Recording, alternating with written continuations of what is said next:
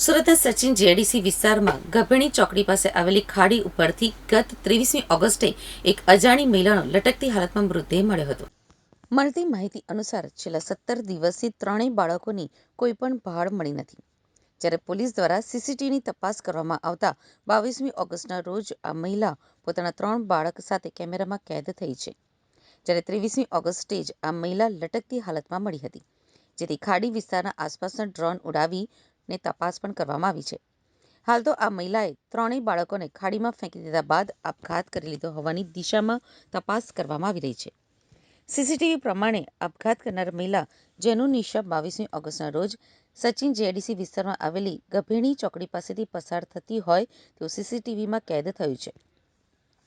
તેની સાથે તેના ત્રણેય બાળકો પુત્રી આયશા, પુત્ર તોહિદ અને 1.5 વર્ષનો માસૂમ પુત્ર સરફરાઝ પણ હતો। નાના પુત્ર સરફરાઝને માતાએ તેડેલો છે અને દીકરી અને દીકરો બંને સાથે ચાલતા આવી રહ્યા છે। ત્યારબાદ 23મી ઓગસ્ટના રોજ ગભેણી ચોકડી ખાતે આવેલી ખાડીના પાઇપ સાથે લટકીને તેણે આપઘાત કર્યો હતો। મૃતક મહિલાની ઓળખ જેનુનિશા તરીકે થઈ હતી, જે પશ્ચિમ બંગાળની રહેવાસી છે। તેના પતિનું નામ મહેબૂબ આલમ છે, જે બિહારના કિશનગંજ જિલ્લાનો વતની છે અને હાલ પલસાણામાં બાંધકામ સાઇટ ઉપર સેનિટરિંગનું કામ કરે છે। સચિન પોલીસ પાસેથી પ્રાપ્ત માહિતી મુજબ જેનુનિશા અને મહેબૂબે પ્રેમ લગ્ન કર્યા હતા। મહત્વની વાત એ છે કે મહેબૂબ મૃતક જેનુનિશાના મામાનો દીકરો થાય છે। આશરે 1 મહિના પહેલા આ દંપતી વચ્ચે કોઈ કારણોસર ઝઘડો થયો હતો। આ ઝઘડા બાદ જેનુનિશા તેના 3 બાળકો સાથે ઘર છોડીને નીકળી ગઈ હતી। આ ત્રણેય બાળકો ક્યાં છે તેની જાણ ઘટનાને 17 દિવસ વીતી ગયા બાદ પણ પોલીસે કોઈ નક્કર કાર્યવાહી કરી નથી અને હવે જ્યારે આ અંગે સતત ફોલોઅપ કરવામાં આવી રહ્યું છે, ત્યારે ઊંઘતી પોલીસની ઊંઘ ઉડી ગઈ છે। જોકે પોલીસે માત્ર દેખાડો કરવા જ ડ્રોનનો ઉપયોગ કર્યો છે। આટલા દિવસો સુધી શા માટે ડ્રોનનો ઉપયોગ કરવામાં આવ્યો નહોતો? 17 દિવસ પછી શું ડ્રોન થકી બાળકોની શોધખોળ શક્ય બનશે? જ્યારે બાળકો ગુમ થયા ત્યારે તેમના પિતાએ તાત્કાલિક પોલીસે જાણ કરી હતી, પરંતુ ત્યારે પણ પોલીસે હદ વિવાદનો મુદ્દો ઉઠાવી જવાબદારીમાંથી હાથ ખંખેરવાનો પ્રયાસ કર્યો હતો। મૂળ બિહારના વતની અને હાલ પલસાણામાં બાંધકામ સાઇટ ઉપર રહેતા મહેબૂબે તેમના મામાની દીકરી જેનુનિશા સાથે પ્રેમ લગ્ન કર્યા હતા।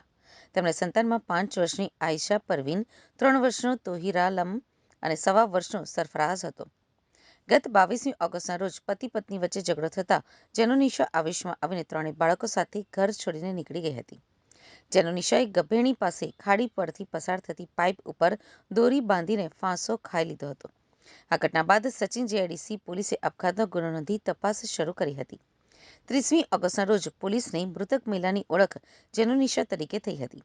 તેના પતિ મહેબૂબે પોલીસને જણાવ્યું હતું કે પત્ની સાથે ઝઘડો થયો હતો અને તે બાળકોને લઈને ઘરેથી નીકળી ગઈ હતી।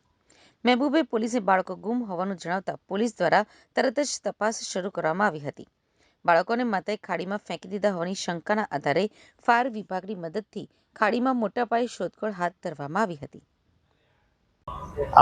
तारीख 23 अगस्त को हमारे यहाँ एक हैंगिंग दाखिल हुआ था, जो ये अकस्मात मौत एडी बोलते हैं, एक्सीडेंटल डेथ दाखिल हुआ था। एक महिला थी जो वेस्ट बंगाल की थी। उसके बाद तपास में प्योर उसका हैंगिंग आया, तो हमने अकस्मात मौत की तपास छानबीन स्टार्ट की।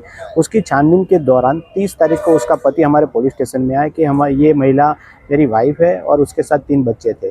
तो उसके बाद हमने पूरी तपास की और 5 तारीख को जो बच्चे जो गुम हो गए थे उसकी अपहरण हमने दाखिल किया है। और उसके बाद कल से हमने, जो बारिश कम हुई तो कल से हमने यहाँ पे बोट एसएमसी से बोट मंगा के बोट से छानबीन स्टार्ट कर दी है कि कहाँ भी उसके बच्चे जो का शायद हमें आशंका है कि शायद डूबकर मर गए हो, तो उसकी शोधखोल स्टार्ट की। और उसके बाद आज ड्रोन से भी हम ये सब झाड़ी झाकरे वाला सब इलाका है उस पर हमारे इन्वेस्टिगेशन चल रहा है।